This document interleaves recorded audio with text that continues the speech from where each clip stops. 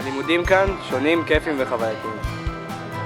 כולנו כאן עברנו תהליך ארוך, מייגע, אך משמעותי ומצמיח. האכפתיות, הדאגה והנתינה האינסופית לא ניתנת לתיאור. כל המורים מדברים בגובה העיניים. המורים הזמינו אותנו אליהם הביתה, העיקר שנצליח. לא ויתרו עליי גם כשאני כבר ויתרתי.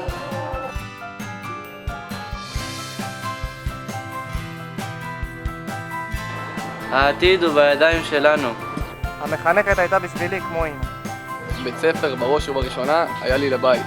הקשיבו לי לאורך כל הדרך.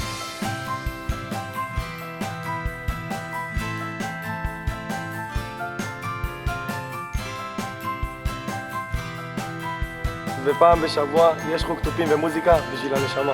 הצלחנו לבנות פה בברנקו וייס הרכב מוזיקלי משהו דלוקס. לא תאמינו איזה פינוקים קיבלנו בתגבורים. באיזה בית ספר תקבל כוס תה או קפה?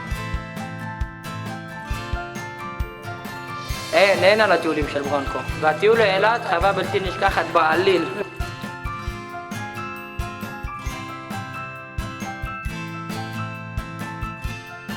המסע לפולין היה אחד הדברים שילוו אותי לכל החיים.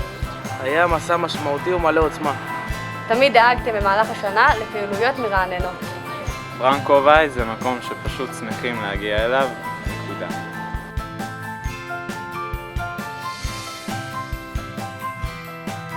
קיבלתי הזדמנות להרחבת אופקים. לא האמנתי שאצא עם בגרות מלאה.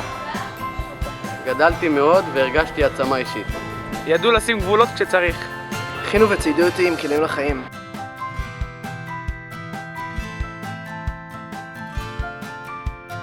ואם קשה לפעמים זה רק בשביל להתחזק.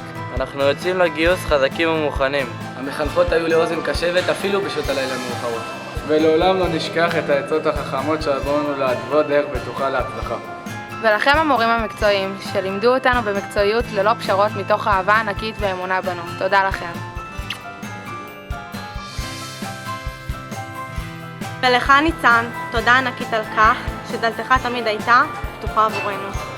ולכן אחרונות חביבות אדווה ולילך, אתן מדהימות מיוחדות, ושום תודה בעולם לא תוכל לתאר את גודל הנתינה הגדולה שלכם. מעריכים מאוד מאוד.